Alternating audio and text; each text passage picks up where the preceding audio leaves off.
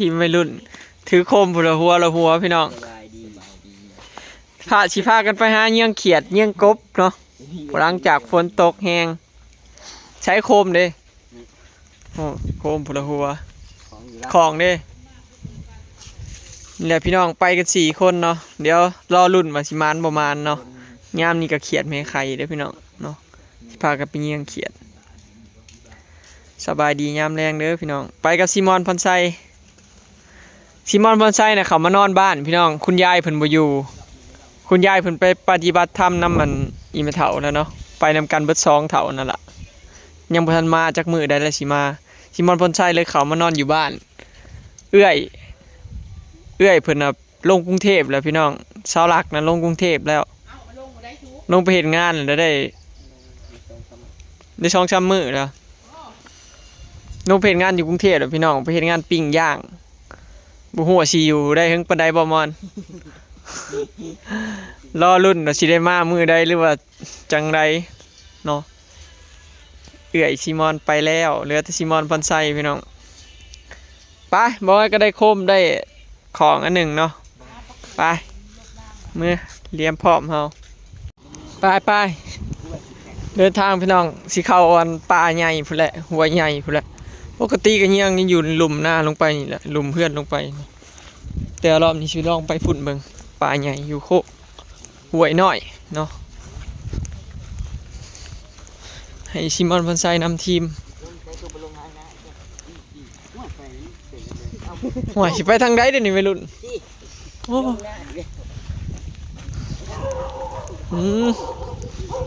มาเห่าสนั่นไปพี่น้องเนาะไปรุ่นน้ำกันว่าสิมานบ่มือนี้เนาะขอให้ได้กบได้เขียดไม่ใครมาปิ้งเนาะพอแล้วพี่น้องพอแล้วนี่เขียดตัวปักใหญ่เลยเนาะมีเงินหาขุบเงินนี่แบบนี้หาเด้อมีเงินกับมานะ เบิ่งเขียวเขียดเขาพอแล้วพี่น้องนี่ตัวนึงนี่เขียดตัวใหญ่เลยได้พี่น้องนี่พอปีงแล้วมีแต่ตัวใหญ่ๆเนาะมันตัวที่2ตาถอนใส่มันว่ะมีกบตัวหนึ่งว้ายกนะเดี๋ยวเอาใส่ของถอนใส่มันแล้วได้กบตัวหนึ่งแล้วพี่น้องไปใส่ของไปกันต่อพี่น้อง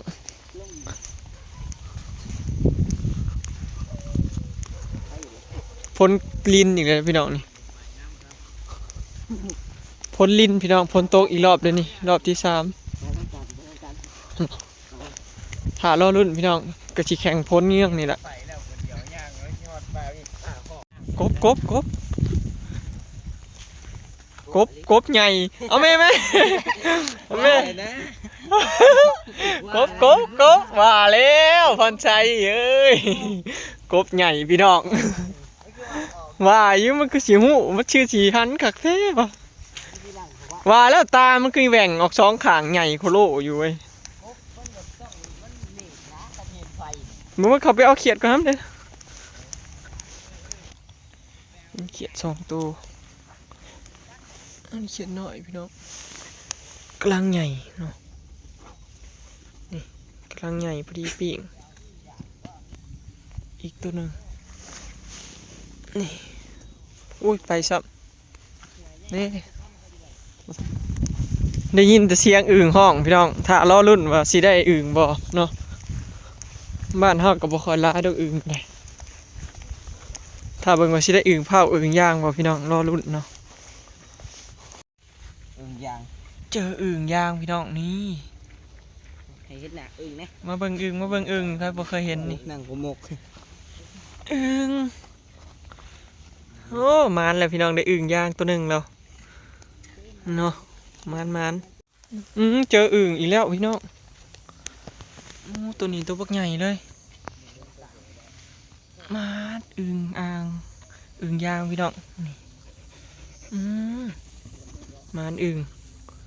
ตัวพวกใหญ่ตัวนี้อึ่งย่างพี่น้องมาแล้วอึ่งอีกแล้วพี่น้องนี่แต่อันนี้แท้ นี่ตัวที่สามจ้ามันเมบอยู่บริเห็นตาได้เห็นแต่กระโตเมื่อกี้นี่มันไข่บ่ตาดีได้เห็นตาแล้วพี่น้องเขียดโมแม่ไข่ได้แล้วนี่ได้เขียดโมมีไงมันพี่น้องอึ่งเผาฮะก็เห็นอึ่งเผาพี่น้องนี่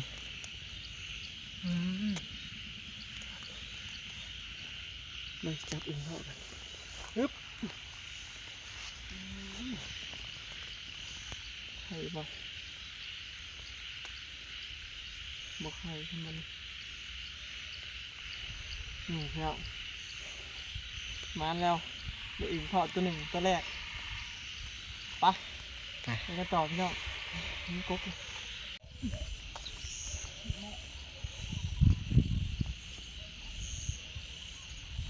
มันเสร็จเลยตัวน่ะไปเยี่ยมมึงด้วยเถอะ ได้แล้วพี่น้องไป อย่าเยี่ยมไปสิ2 3 มาพี่น้องอึ่งเบิ้งพังเสียงอึ่ง อ่ะ ห้อง เกลียด อึ่งห้องมาป๊าดเลยอึ่งร้ายมีห้องพักละ เนี่ย ยังบอก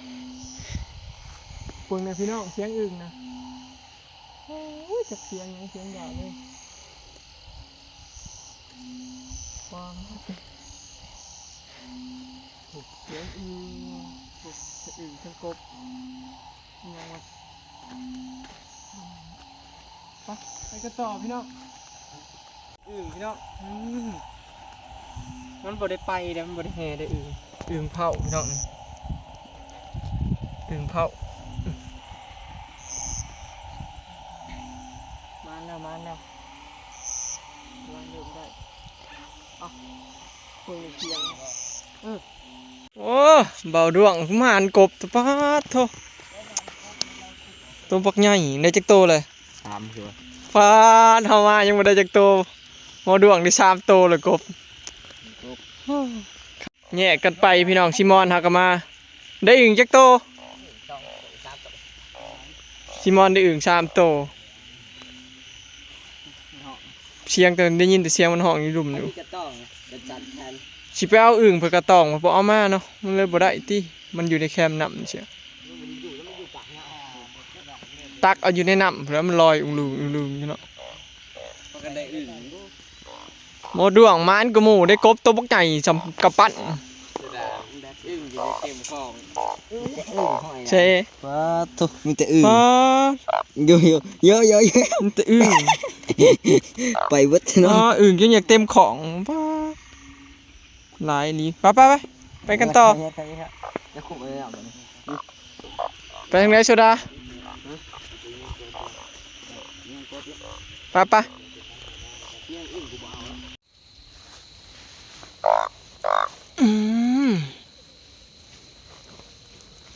ก็สิได้กบน้ำหมูพี่น้องมาแล้วก็ได้กบตัวแรกเนาะตัวพักใหญ่หนึ่งหากะมานน้ำหมูกบหน่อยพี่น้องนี่กบตัวที่2จ้ามาแล้วพี่น้องได้กบตัวใหญ่หนึ่งมานเนาะใหญ่คักลิตัวนี้จับเขาของเพราะว่าเหี้ยพี่น้องเอ้ยชิมอนพอนไซเด็กๆจักไปทางใดไปบ่เอิ้นเลยพี่น้องเหลือแต่2คนก็บ่ดวง สุดท้ายสิได้เลาะเมื่อหมู่ทางที่เลาะเยื่องกลับเมื่อแล้วเนาะบัดนี้ได้ใหญ่เลยพี่น้องได้กบใหญ่แล้วเนาะชำพามือผู้เต็มกำเลยเขียดโมใหญ่พี่น้องนี่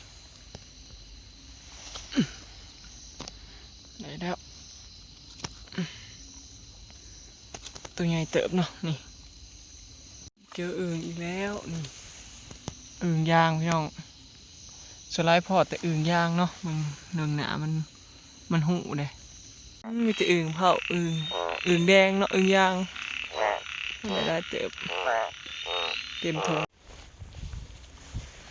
เขียดโม่พี่น้องนี่เขียดโม่มีแต่ตัวใหญ่ๆเด้นี่เขียดโม่พี่น้องอุ้ยไปซับ เลยไหลขุบมันก่อนโอ้ไหลขุบจนได้เอาดวงพ่ออึ่งพี่น้องอึ่งยางตัวปักใหญ่เลย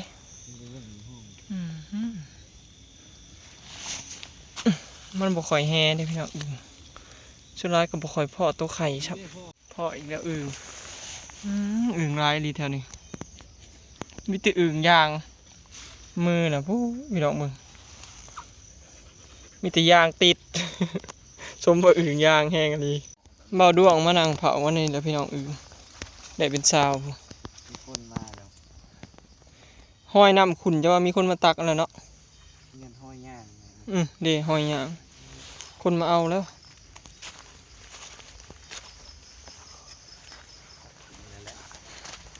คืนทางนี้บ่ เป็นทางหลังสอด ไป เงินเลยไปได้ยังมึงน่ะกบเขียดบ่ได้อียังก็เว้นได้กบได้เขียดตาบุดีบ่เกลือสมัวถิ่มไว้ในห้องพี่น้องเอ้ยนางมีเงินเหรียญมันนำกดปะยังลบเลาะเมื่อพี่น้องบ้านนี้เนาะย่างตามก้นบ่ด้วงบ่บุจักทางเด้มากับเด็กหน่อยเขาพามาแต่ว่าเด็กน้อยเขาไปเนี่ยพี่น้องจักไปทางใดเขาหูทางเขาย่างไปเด้งๆมั่วแต่จับกบก็บ่ด้วงจับกบเพราะว่าเงียงหาเขาบ่เห็น ไปกับบ่เอิ้นเด็กน้อย มันก็ใส่ไปปะได้ลบเมื่อบัดนี้ชุมเฮาบ่จักทางเลาะเมื่อบัดนี้มาจอบอึ่งวันนี้ก็บ่ได้ซับบ่น้องน้อยเมื่อกี้นี่เขาเอาไปแล้วยินแต่หอยตีนเขาบอลเดียวนี่แหละพี่น้องเขาจะมาเอาตลอดบอลนี่นะได้เป็นชาวผมมาดูออกมา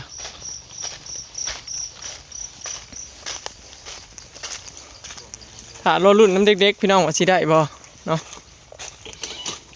เจออึ่งอีกแล้วท่านผู้ชมคือมาแต่อึ่งยางแท้พี่น้องเอ้ยบ่ค่อยพ่ออึ่งเผาเนาะพอแต่อึ่งยางไหมพอกบอีกแล้วพี่น้องนี่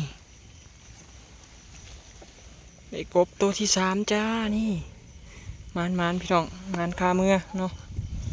ของบ่ดวงพี่น้องใครบ่ดวงบ่ดวงมันกบได้ผูกป้าเถอะของบ่ดวงอันนี้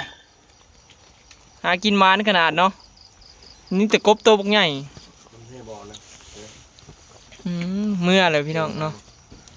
ได้สำนีแหละของอันบ่ดวงหมูเด็กๆก็ไปทอดใช่เลย เต็มของมันนั่นเลย มันเนาะคือว่าได้กินแรงอยู่เลย แถวหน้าตัว ได้หลายเติบ อื่นของ มีของบ่ดวงด้วยพี่น้องบนของบอย ก็มีหมูมันยัง ใช้ได้บ่มันใช้ของชูน่ะมอนไปปะกันไปผัดบ่ไปแล้วเจ้าเด็กย่างซ่าซ่า ผู้ดาน เด้อบักห่านี่รักทุ่งเมื่อกูว่าสิขาเอาน้ำอยู่ ใช้มาเบิ่งดูของ อันนี้ของซิมอนพันใส่ มาเลยมากูน้ำที่อึ้งนะ ใครมึงดู ของมันแท้นะ โอ้ได้อึ่งลายเด้อ ชูมาเสียภาษีผู้ละตัวนะเห็นไหม 2 4 6 มาบักล้ำมากูน้ ไอ้ด่านจะ เจ็ดตัว ำได้จะโต ได้อึ่ง7ตัว เอามาช่องโตมากูคอ ไปนะพักกันแล่น บักลูกห้า ไอ้ด่านจนยัดบ่ลง บักซีมา นี่แต่อึ่งอย่างนะ กูน้ำช่องโตเห็นไหมมากูน้ำ ได้อัน7ตัวหนึ่ง โอ้ยมันติ ช่อง มันน้อยมากบักที ของซิมอนพันใส่ได้7ตัวพี่น้องกบตัวหนึ่ง ขอจะขา อยู่เพียงห้อง เอาเบิ่งของว่าวโซดา ก็นึก ใครมึงทำมันสิไปเต็มของอลีป้าด เก็บ เอาดอกบักโซดานี่ สุดาบักนี่บ่ได้ร้ายเอามา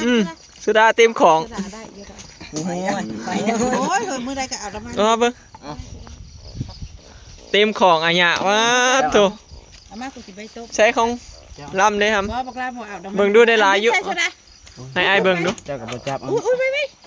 จับนี่ได้บ่สิ เบิ่งของหมอล บักโซดาคือเก่ง ำ เฮซู โอ้หมอลำได้3โตวได้หลายลีหมอโซดานะป้าด เอาหน้าของพักกัน จับแต่ผู้เดียวนะหมอเบิ่งทรงว่าแล้วดวง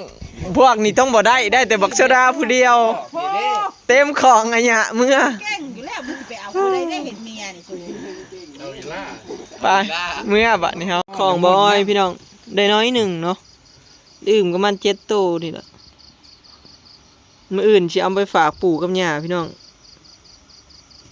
เพิ่นอันเฒ่าเลยเพิ่นอยากอึ่งเพิ่นว่าอยู่บ้านน่ะฝนบ่มีบ่ตกเลยบ่ได้อึ่งเพิ่นว่าเอามาฝากปู่ย่านี่เพิ่นนะเลยว่ามาเยืองอึ่งมื้อนี้เนาะพอดีได้7โตจึงเมื่อฝากเพิ่นโอเคอยู่พี่น้องเนาะโอเคเนาะพี่น้องคลิปนี้ก็สิได้จบไปส่ำนี้เด้อเนาะไปแล้วสบายดี